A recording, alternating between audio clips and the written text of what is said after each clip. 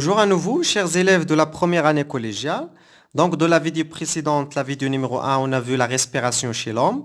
Dans cette vidéo, on va voir la respiration chez le criquet. Et on va répondre à deux questions. Question numéro 1, est-ce que le criquet respire?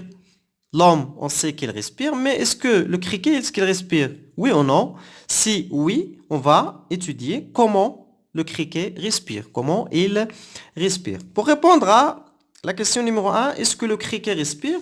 Je vous propose l'analyse de ce document. L'exercice est le suivant. Pour mettre en évidence le rôle des stigmates, parce qu'on voit des stigmates dans l'abdomen du criquet. Voilà un criquet. On voit sur l'abdomen du criquet qu'il y a des stigmates, des orifices ou bien des ouvertures. Peut-être il respire par ces ouvertures. Pour savoir est-ce que vraiment il respire par ces ouvertures, on va étudier ce document numéro 1 qui représente un exercice. Pour mettre en évidence le rôle des stigmates, on les bouche. On les bouche, c'est-à-dire on les ferme. On les ferme avec de l'argile. Donc on va fermer les stigmates avec de l'argile. On va les boucher. Ce criquet est ensuite placé dans une enceinte hermétique avec une sonde oxymétrique. Une sonde oxymétrique, c'est ça. Il va mesurer la quantité de dioxygène. Donc c'est la mesure de la quantité de O2. Donc, pour suivre sa consommation, voilà, en oxygène, s'il consomme de dioxygène ou non. On réalise la même expérience, mais avec un criquet intact. On prend maintenant un autre criquet, mais il est intact, c'est-à-dire on ne va pas boucher, on ne va pas fermer les orifices de ce criquet. Donc, le document ci-contre représente les résultats des deux expériences après quelques minutes. On va attendre quelques minutes et on va mesurer à nouveau. Que peut-on conclure pour ces deux résultats, sachant que le taux d'oxygène dans les deux enceintes hermétiques est de 20,9 mg par litre. Donc, au début, il y avait 20,9 mg par litre dans ce milieu. 20 mg par litre en dioxygène. Au début de l'expérience, déduisez le rôle des stigmates. Donc, au début ici, il y avait 20,9. Après quelques minutes de cette expérience, sachant que on a fermé ou bien on a bouché les stigmates de l'abdomen de ce criquet, on va obtenir 20,9.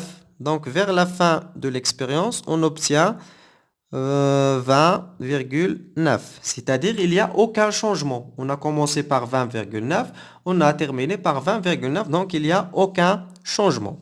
Maintenant, pour le criquet intact, c'est-à-dire que les orifices de ce criquet, on ne les a pas fermés. Il est intact. On a commencé au début par 20,9 et vers la fin, on a mesuré la quantité de dioxygène, on a trouvé 17,2. 17,2, c'est-à-dire qu'il y a une diminution de la quantité de dioxygène pour ce criquet. Alors que ce criquet, non. Donc pourquoi? Parce qu'on a fermé les stigmates. Il n'a pas pu réaliser les échanges gazeux.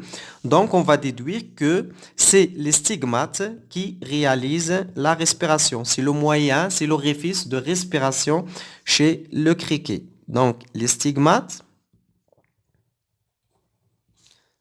sont les orifices. Donc les stigmates sont les orifices respiratoires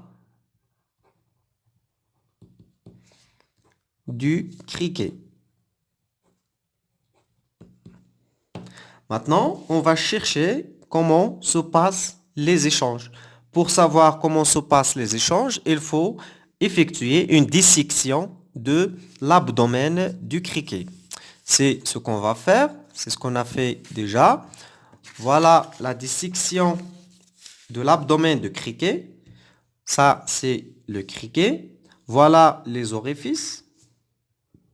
On a coupé le criquet. Par exemple, on a pris ce criquet et on l'a coupé longitudinalement. C'est une coupe longitudinale. On va voir les orifices et leur liaison. Donc voilà, on voit ces orifices, ils sont là. Et ces orifices, ils sont liés à des trachées. C'est comme on a coupé ce criquet. Voilà les orifices. Et ces orifices, ils sont liés par des trachées. Donc, on va analyser ce du comment. Donc, ce qu'on va faire, c'est on va agrandir cette partie. Vous voyez cette partie, on va l'agrandir. Il contient un orifice et des trachées. Donc, le numéro 1, c'est un orifice. Donc, orifice. Ou bien, on les appelle stigmates. Le numéro 2, c'est une trachée qui se divise en plusieurs trachées. Donc, numéro 2, c'est trachée.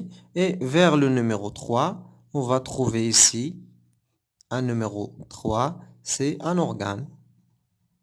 Un organe, par exemple, un muscle. Donc, il n'y a pas de sang, c'est pas comme chez l'homme. Donc, là, l'échange s'effectue directement entre l'air et les organes. Donc, l'échange s'effectue entre l'air et les organes à l'aide ou par l'intermédiaire de la trachée. C'est pour cela qu'on appelle la respiration chez le criquet une respiration trachéenne. Pour comprendre plus, on va réaliser un exercice. Je vais vous laisser le lien de l'exercice dans la description de cette vidéo. Merci.